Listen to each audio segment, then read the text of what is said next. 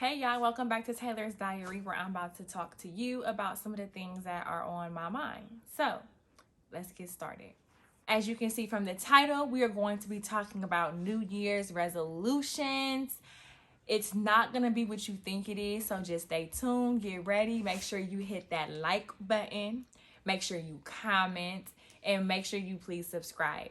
And when it comes to the comments, please comment what you feel as if you're going to do different this year that you didn't do in the previous year. I just want to say, if you are making your list of New Year resolutions, please stop. So if we're being honest with ourselves, you're making a list, you're checking it twice, and you're doing the same bullshit you do every single year. Period.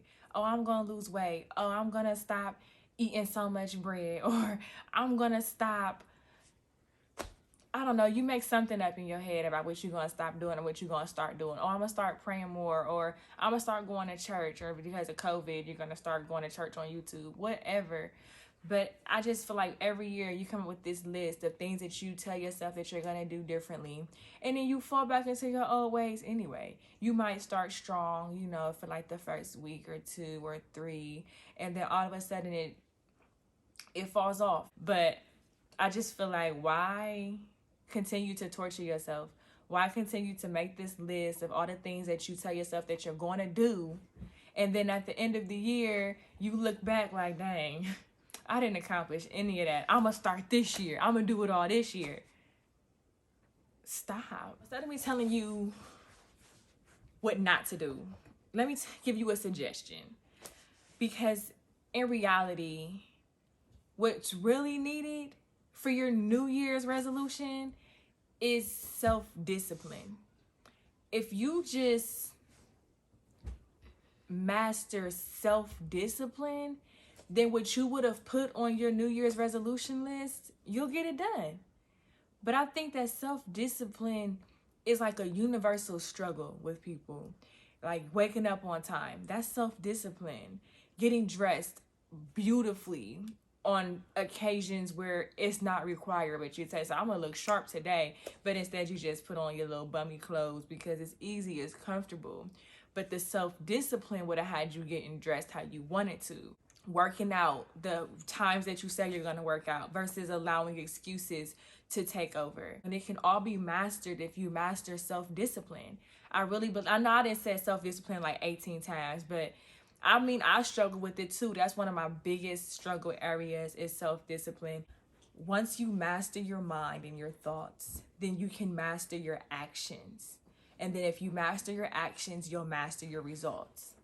So therefore, the self-discipline of waking up on time, the self-discipline of eating the proper foods, the self-discipline of working out when you say you're going to work out, right?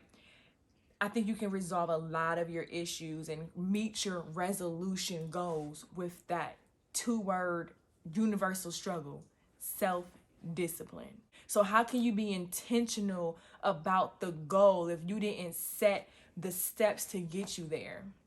For example, to lose the weight, I'm going to eat these foods and I'm not going to eat these foods. To lose the weight, I'm going to exercise these days of the week at these times. No, life isn't perfect and things do get in the way, but how disciplined are you to still make it happen regardless, right? Okay, so your goal is a career change.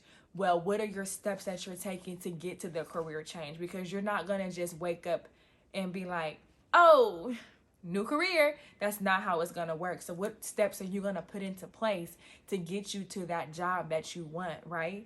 What steps are you going to put into place to get you to the level that you want to be in when it comes to music or when it comes to modeling or anything that you desire? What steps are you taking to get you to that? Those are the things that you should be writing down for your New Year's resolutions. Not like, oh, I want to be famous, or oh, I want to be a model, or oh, I want to succeed in this. Well, okay, so we have the ultimate goal, but what are your short-term steps to get there? What are your requirements to be that person? I think that's where you should focus. And from there, we'll get there, right? You have like New Year's traditions that you believe in, like, oh, this brings good luck. And then if you think back to like your last like 4 or 5 years of doing those same, you know,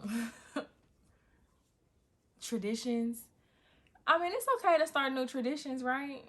Like, can we do something different and call it a new tradition? Because maybe the current tradition ain't working. Like the current resolution list that didn't work the last few years. And I'm just trying to say it as nice as possible, but like, stop doing that. Stop. I think it's complete bullshit that you think that if you make a New Year's resolution list that all of a sudden, poof, your year gonna be great. When that's not what it takes. It don't take a list. Your list means nothing without action behind it. So what you gonna do different? How about instead of making a New Year's resolution list, you make a New Year action list? Like what we gonna do this year. You know what I mean? That New Year resolution list to me is just trash. It means nothing. Looking at a goal on paper means nothing if ain't no action behind it. But if you look at the action on paper, it tells you what to do. And then therefore, since you know what to do, you'll get to your goals. That's my 2 cents. Stop doing that New Year resolution list and make you a New Year's action list. I think that'll get you where you want to be, looking at that action that you have to put in place.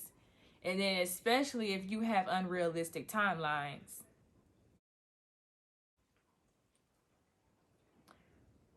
Be careful about your timelines that you set for yourself. Definitely set some, but don't make them unrealistic to the point that when you look at it, you don't even believe it. Because then you're not going to feel motivated to do the work that it takes to get there. Because you already got taken out by you talking about I'm going to lose 50 pounds in 2 weeks. Like, come on.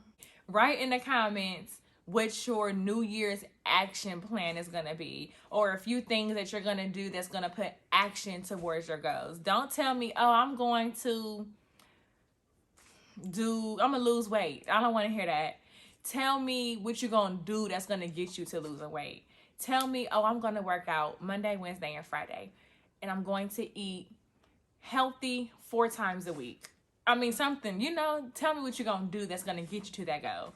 Don't tell me to go. New year, new level, new focus, new action, new everything. You really can just look at this year as the slate is clean. What do you want to put on it? What you can literally make this year your best year ever. It's time to get to the bag. It's time for this new year to get to those new habits. It's time to get to those new relationships. Some relationships you're going to have to leave in last year. Ain't no easier way to say it.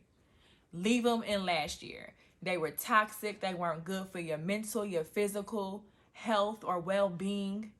Leave those relationships in last year and focus on the new you. It's okay to level up and leave behind some old people that aren't ready to level up too, because you can't stay there. You going up a level, and if they are wanting to stay where they are, you're going to have to go without them.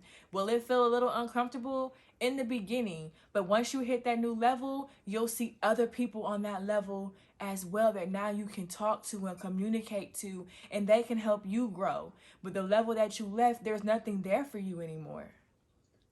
I ain't saying you don't have love for them, but you had to grow and develop for the sake of you and your family and what you trying to accomplish. You can't hang on to the old stuff.